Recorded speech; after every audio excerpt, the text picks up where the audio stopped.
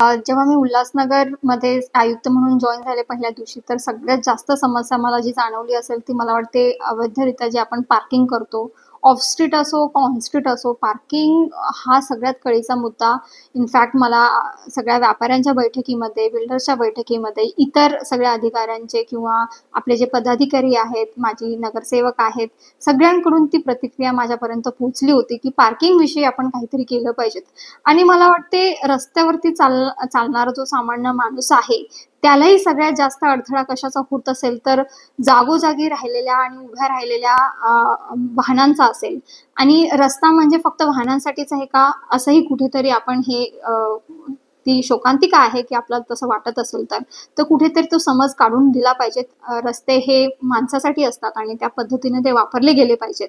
म्हणून pedestrian movement पण आपली वाढली पाहिजे. त्या अनुषंगानेच आपण पार्किंग पाल म्हणून एक संस्था आहे जी PCMC असेल, नागपूर कॉर्पोरेशन असेल, अशा मोठ्या मोठ्या कॉर्पोरेशनमध्ये चांगल्या पद्धतीनं पार्किंगचं काम त्यांनी केलेलं आहे. त्यांच्या मार्फत आपण ती इथे पायलट प्रोजेक्ट आपण राबवतो आहे. आणि त्याच्यामध्ये आपण UMC द्वारे काही न खर्च करता, म्हणजे this is a revenue sharing model. आणि त्याच्यामध्ये आम्ही निर्देश असेही दिलेले आहेत की जेव्हा पार्किंग आपण जेव्हा सगळी नियमावली बनवू तेव्हा कमीत कमी ₹2 म्हणा, ₹3 म्हणा, अशा पद्धतीचेच रेट्स आम्ही तुम्हाला देऊ, सवलती देऊ. पण माझी सगळ्यांना विनंती असेल, सगळ्या पार्किंग धारकांना, गाडी धारकांना, की तुम्ही ह्याचा नक्कीच लाभ घ्यावा. कारण की जोपर्यंत आपल्याला ह्या पद्धतीची शिस्त लागणार तोपर्यंत आपल्या शहराचा विकास नक्कीच होणार नाही. त्याच्यामुळे अडचणीच वाढतील.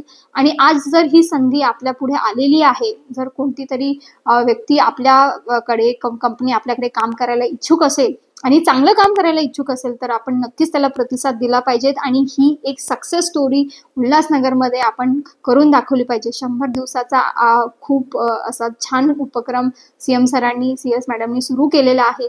तर त्या उपक्रमाला भेट देऊन, म्हणजे ऑफिस रिफॉर्म्स मध्ये बरेच मुद्दे दिलेले आहेत. त्याच्यामध्ये नाविन्यपूर्ण मध्ये आपल्याला 10 मार्क आहेत आणि त्या 10 मार्काच्या अनुषंगाने आपल्याला चांगली मोहीम राबवून दाखवायची आहे.